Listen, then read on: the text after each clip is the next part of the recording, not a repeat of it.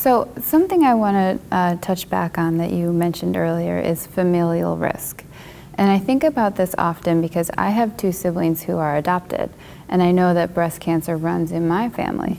So I know that they don't have access to their familial medical history. So what is something that they can do to be more aware of what they could be at risk for?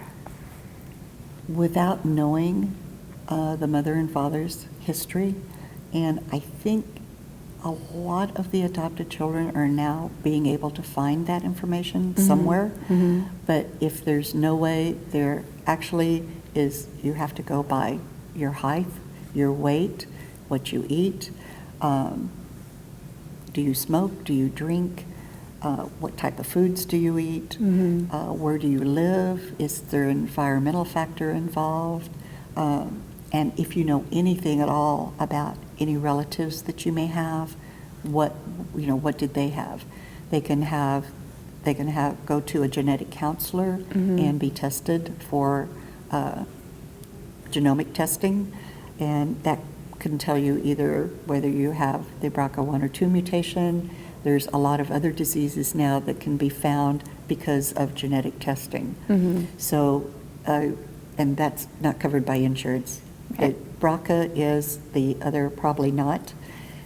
And so about the only thing would be just the factors of your life and going somewhere and have a complete genetic testing to see if you have any mutations on any of the risk factors for other diseases that they know. And they do know, like for Parkinson's, they know for several other ones and several cancers, that if you have this mutation, you are not, it's not 100% that you will get the disease, but you have a higher risk than the average person. Right.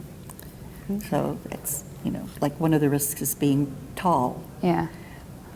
I don't have that problem. Neither do we. So one of the risks is for women, is starting your period at a younger age, at 10 or under.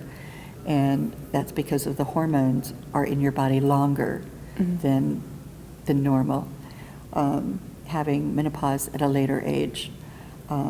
Being a woman is your number 1 risk factor. Growing older is your number 2 risk factor.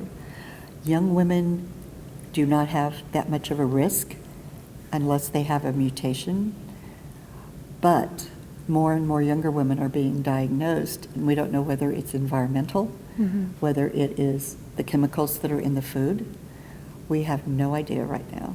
There are hopefully some clinical trials out there, but there is no set thing. It's being a woman, growing older, and then being tall, starting your menses at a younger age, having menopause at an older age, whether you drink, whether you smoke. Smoking is very bad for all diseases, and not just cancer, and also how much alcohol you consume.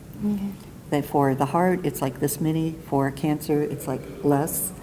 So it's a crapshoot, actually, is what it is. Right.